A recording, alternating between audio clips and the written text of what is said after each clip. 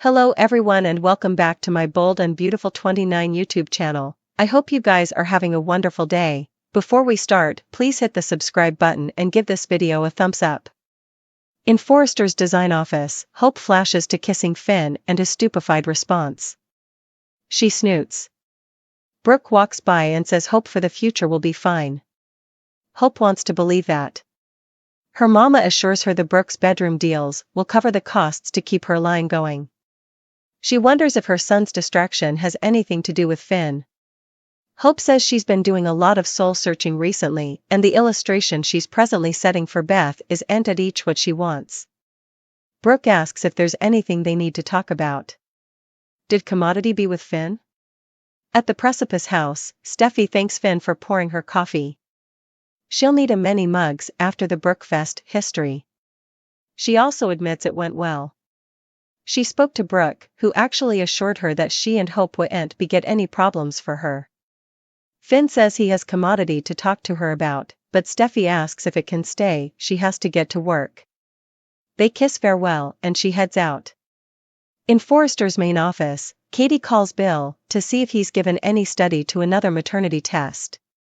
Bill says he bought one, but isn't sure how to broach it with Luna yet. Katie reminds him that after Poppy's arrest, he can't trust anything that woman says or does. Katie knows how important having a son means to him, but he should know for sure. She'll always watch about him and what happens to him. Bill tells her how important her support means to him and promises to modernize her. Katie disconnects and Ridge walks in. She mentions Bill is having a rough time. Ridge asks, "Oh boy, what has he done now?" Katie says it's not what he's done, it's Poppy. She's been arrested. Ridge still thinks it could be Sheila. Katie can't understand why she's the only one seeing Poppy easily. Bill could be living with a killer. Ridge says it's clear she still cares about Bill.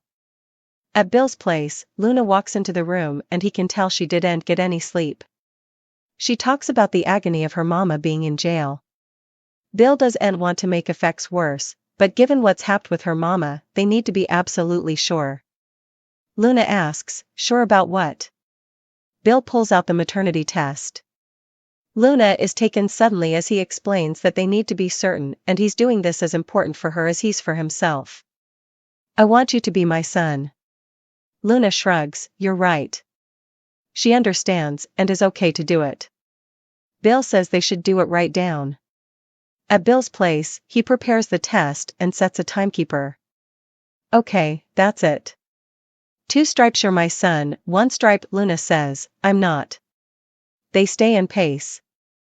In the main office, Brooke has joined Ridge and Katie and is stupefied to hear that Poppy's been arrested for murder. Steffi arrives and Katie explains that Poppy may be connected to the deaths at Il Giardino. She explains her history with Tom and with medicines.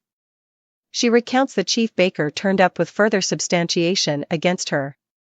Steffi exclaims that this is Luna's mama and Finn's aunt. In his office, Finn can't understand what Hope was allowing. "I'm completely committed to and in love with my woman. What would retain you to cross that line?" Hope doesn't know what came over her, but he knows how she feels about him. Finn rolls his eyes and smothers that he's a wedded man married to Steffi. Hope gasps that she's so incredibly sorry. In the main office, Brooke, Katie, Ridge, and Steffi debate whether Bill is Luna's father. Katie explains that she prompted him to do another maternity test. She prays he listens to her. At Bill's place, he recaps that they've to be certain. Luna feels certain that he's her pater. Bill tells her that's exactly the result that he wants. She came into his life and it was the topmost surprise he could have hoped for. "I watch about you, Luna. I've loved being your father. I want you to be my son." Just also, the timekeeper beeps. Bill picks up the test and looks at it. Luna asks, "What does it say?" "Are you my father?" In the main office, Brooke tells Steffi that Katie wouldn't be back, she's meeting with Will. They bandy Poppy's shocking arrest. Steffi worries about Finn. First, his natural mama is a killer and now his aunt. Brooke's sure she'll find a way to be there for him. The two of them have been through a lot. Steffi says she was talking to Finn about her earlier, how she said she and Hope would end intrude in her life. Brooke smiles that she meant it. Steffi smiles back, perhaps Hope meant it too. In Finn's office, Hope says she knows what she did was wrong and she's really sorry. Kissing him is ain't who she's, or what she stands for. She spent her life fighting comparisons to her mama, and then she's gone and done commodity she's not proud of. She gives him her word that it won't be again. Finn countries, no, it won't. Hope wants to forget it happed and move on. Can they keep it between them? Finn gops, are you serious?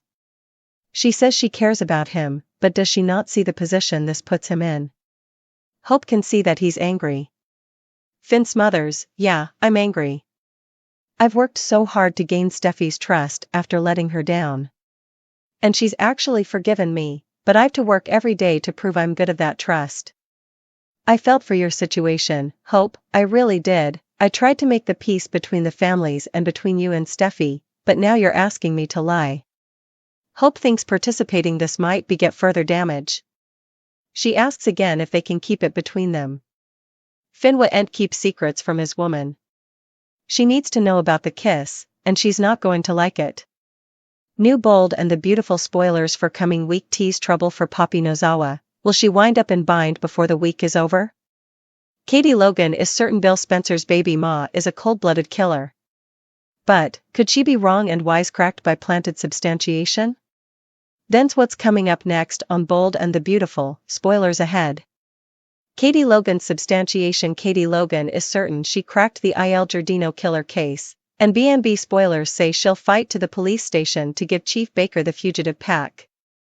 Tom Starr's reverse pack first popped up at Il Giardino.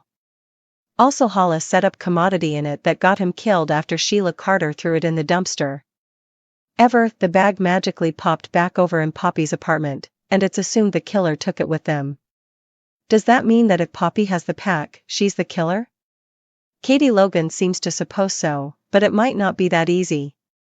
There have formerly been multiple red herrings in the Il Giardino killer case. And, the Bold and the Beautiful spoilers say Poppy might just be another red herring.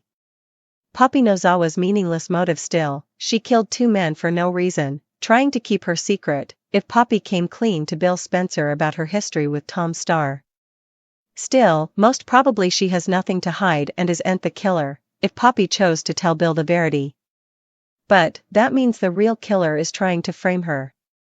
Katie Logan is dead set on proving that Poppy Nozawa prevaricated about Luna Nozawa's maternity, and killed 2 men to keep it quiet. Is she barking up the wrong tree though? Tom's pack at Poppy's is starting to look further and more like a frame job, and the killer was ready to make Poppy their patsy. Do you suppose she'll be arrested? The Bold and the Beautiful spoilers and updates reveal Eric Forrester is set to host a spectacular festivity at his home. With Brooke Logan's revitalized involvement in the Brooks bedroom line driving business to new heights, there's no better reason to throw a party.